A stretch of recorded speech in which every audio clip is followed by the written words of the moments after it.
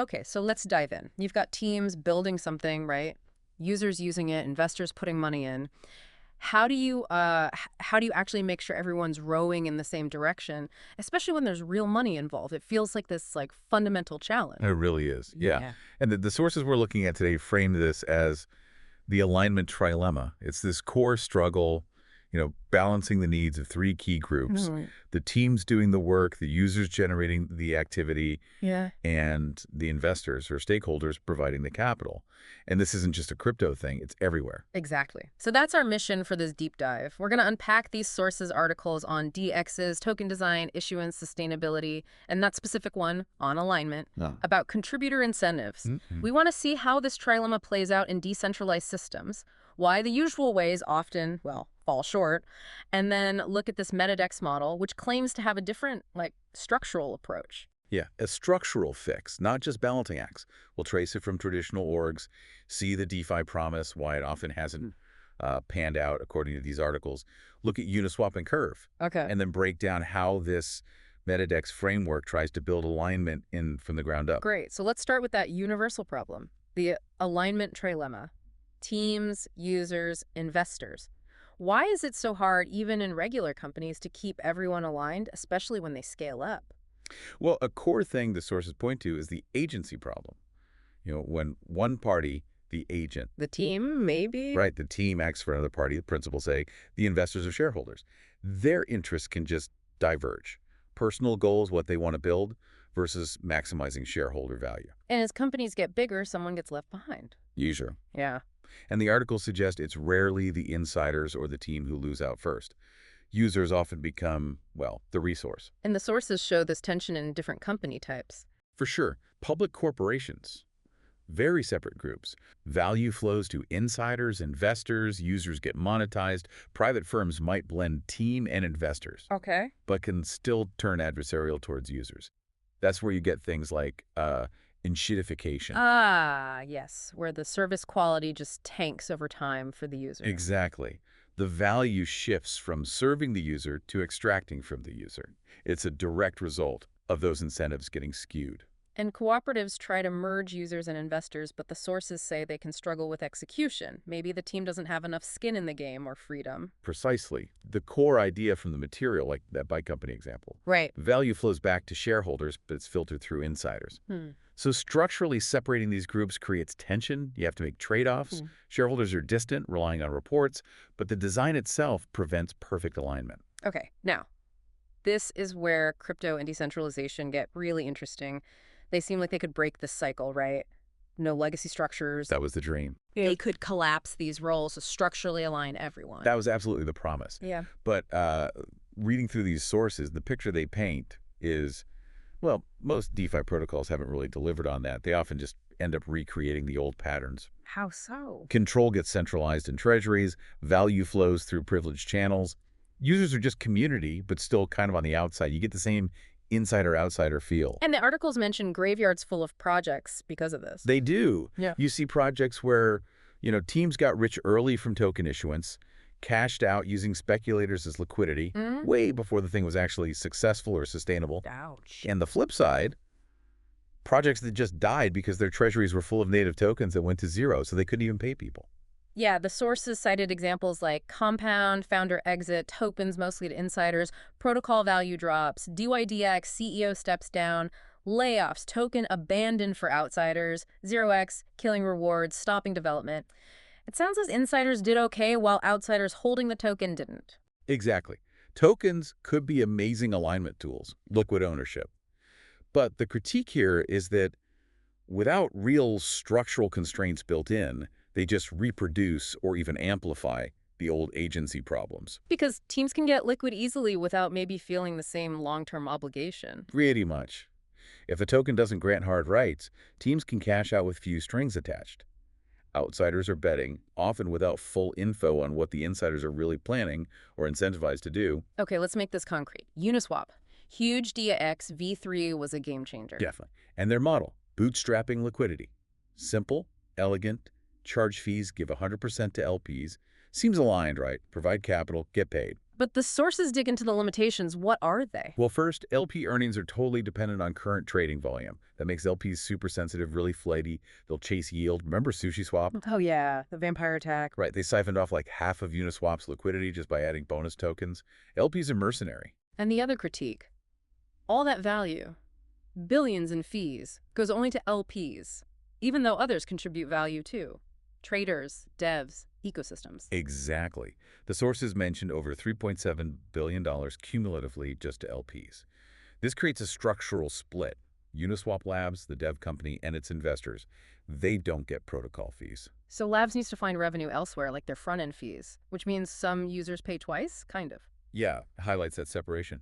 The protocol's success isn't directly funding its own core development in that model. Plus, the sources call Uniswap headless. Meaning no central steering mechanism, hard to coordinate incentives. Kind of. Great for decentralization purists, maybe, but makes it hard to strategically direct liquidity or support ecosystem projects directly through the protocol itself. And then there's the UNI token. The sources call it near useless for holders. That seems harsh.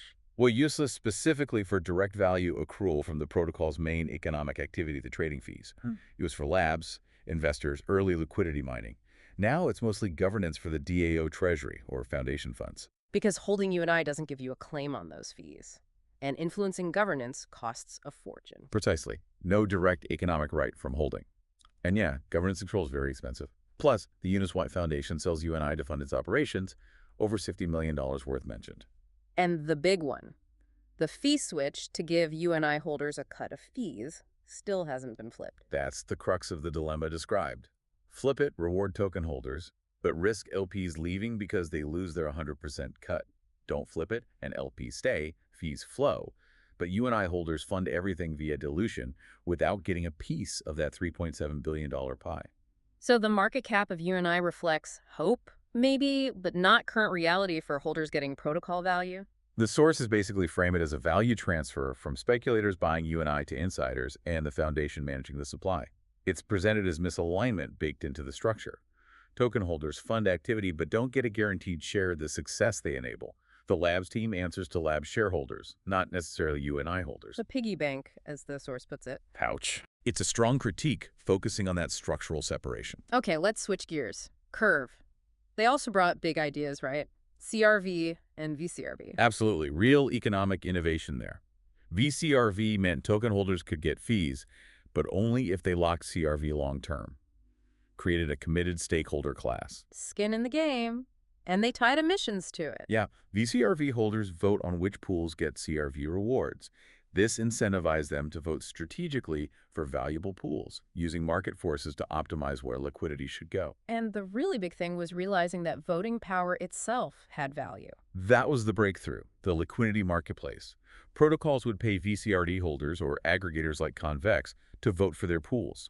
It added a whole new economic layer, massively expanding what a DX could be. But the sources say Curve still ran into ancient stakeholder problems. It did. One was fragility. The Curve wars ended with aggregators like Convex controlling most of the voting power, maybe 75% by some estimates. Making it hard for others to have influence. And those aggregators took a cut. Yeah, they charged fees, 15–20%, eating into user returns. And Convex itself is framed as an unaligned contractor. How so? Well, it made VCRV liquid via CVX, which was useful, but it arguably undermined the original lock-in alignment. It centralized risk and control away from the core Curve community, fragmenting things. And those principal agent issues again? Core contributors? The sources mention core contributors getting very wealthy early on, sometimes through things like borrowing against huge CRV positions. Liquidity events like that can change incentives, maybe lessen the focus on grinding out long-term value for everyone else. And maybe the team wasn't always the fastest to adapt. So Curve innovated massively, created that bribe market, but its structure still had vulnerabilities, allowing value capture by others and repeating some insider dynamics. That's the picture painted. Yeah. It left openings for competitors who could potentially align parties better. Okay, so the takeaway from the sources on Uniswap and Curve is great protocols, huge impact, but inherent structural gaps. Value distribution issues, community integration challenges, uncertain long-term team alignment. And that's the setup for the MetaDEX model, like Airdrome and Velodrome. It tries to fill those gaps, not by balancing interests, but by structurally integrating stakeholders. The core idea: contributors are users, operating under the same rules. How does it actually do that, according to the sources? Through hard-coded value flows.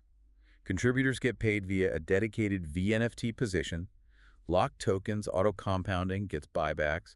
They earn liquid comp, just like any fee-earning user, based on participation, not from a separate pot. So their funding comes directly from protocol revenue via that VNFT, not grants or token sales. Exactly. Makes it way more resilient to market swings.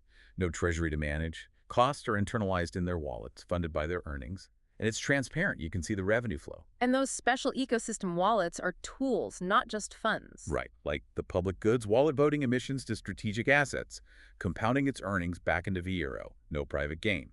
Or Flight School onboarding new lockers with rewards. Their actions are structurally limited to benefit the system. What about buybacks? The sources say they're different here, not just optics. Yeah, the argument is they drive growth. The bought-back tokens become Vero and go to aligned actors, ecosystem wallets, contributors. It concentrates influence with long-term players, makes emissions more efficient, reinforces participation. They produce performance, not just signal it. And anyone can join in. Permissionless contribution. That's a big shift. You buy Aero, lock it, you're on the same playing field as the original team. Like Coinbase locking Vero, they're now a co-equal contributor, aligned by the same structure. It allows a modular contributor base, all with built-in alignment. Leading to this unified stakeholder model. Exactly, trying to dissolve those old boundaries. Participation, not employment. Revenue, not treasury. Rule-based governance via locked tokens. It's positioned as a fundamentally new organizational form designed to win by aligning everyone from day one. And the Aero Vero token system is absolutely key to making this work. Aero is the fuel, distributing value via emissions. Vero gives control and the claim on that value. Remind us how Vero works again. Lock Aero, get an NFT. Yep. Lock Aero for up to 4 years. Get Vero power in an NFT. Longer lock, more power. The NFT decays, but you can extend it. And because it's an NFT, you can transfer your locked position flexibility for the holder, but the tokens stay locked, securing the protocol. Allows the community to refresh. And Vero holders have that strategic responsibility. The core engine. They vote weekly to direct Aero emissions to pools. That's their job. And the payoff. They get 100% of the fees and bribes from the specific pools they voted for that week. So your reward is directly tied to how smart your vote was, not just a tiny slice of everything. Precisely. It aligns incentives beautifully. If you want liquidity for your token, you buy Vero, vote for your pool, earn the fees from it. If you want max yield, you find the highest earning pools and vote there. Even the core contributors fund themselves this way, holding Vero, earning from their votes. It really limits those principal agent issues. Yeah, okay, but emissions. We have to talk about sustainability. Isn't this just inflation diluting everyone? The sources argue it's different here. It's not free money. It's a constructive transfer of ownership from passive holders to active participants. LPs providing liquidity, voters directing emissions right when they add value. It rewards productive activity. So LPs get emissions for liquidity, voters get fees and bribes for directing emissions wisely. Right. And liquid holders provide price discovery, exit liquidity, and are incentivized to lock up and participate to avoid dilution and earn rewards themselves. And the MetaDEX Fed controls the rate. It's this dynamic feedback loop. Lockers vote weekly to nudge the emissions rate slightly, adapting to market conditions. Avoids rigid schedules that often break. Aerodrome's growth is cited as proof it works. But how can emissions sustainably be more than fees, even short-term? Isn't that burning money? It's framed as an investment in future growth. The token's value captures future fees. The sources use that DRG idea dilution, D, can be higher than the discount rate, all minus growth, G, if growth G is really strong and credible. Growth justifies the dilution investment. And the three conditions for sustainability were Emissions sustainability, emissions value discounted future value enabled, token holder return premium, active participant return dilution, and net value accrual, protocol growth rate dilution rate. The claim is other models fail on growth, value capture, or adaptive governance, while MetaDEX design avoids these. Okay, pulling it all together. The MetaDEX model, as described here, sounds like a really distinct approach compared to traditional companies and typical DeFi. That's the argument. It's trying to solve that alignment trilemma and the DEX trilemma by baking alignment into the structure. Transparent flows, comp tied to contribution and revenue, integrated stakeholders, not separated ones. Addressing those gaps, we saw value distribution, community activity, team alignment through the Aero model, the VNFT funding, ecosystem wallets, buybacks, dynamic emissions. Right. We've covered a lot, from how traditional companies struggle with agency costs to how protocols like Uniswap and Curve tried new things but still faced alignment challenges. Yeah, and it seems just adding a token isn't enough. The sources suggest you often just recreate the old problems, maybe benefiting insiders more than users or long-term players. Whereas the MetaDEX model is presented as a genuinely different architecture, Yeah. integrating stakeholders, making contributors users, tying funding to revenue, using locked tokens and emissions as tools for growth and alignment, not just exits. It definitely gives you something to think about. So here's a final thought for you, the listener, to chew on. As these decentralized technologies keep blurring the lines between who builds, who uses, and who owns, where else could we apply these ideas of structural alignment? How could we hard-code incentives and value flows right into a systems designed to build organizations or communities that are inherently set up for collective good, rather than just managing the conflicts that seem inevitable when you structurally separate everyone's interests?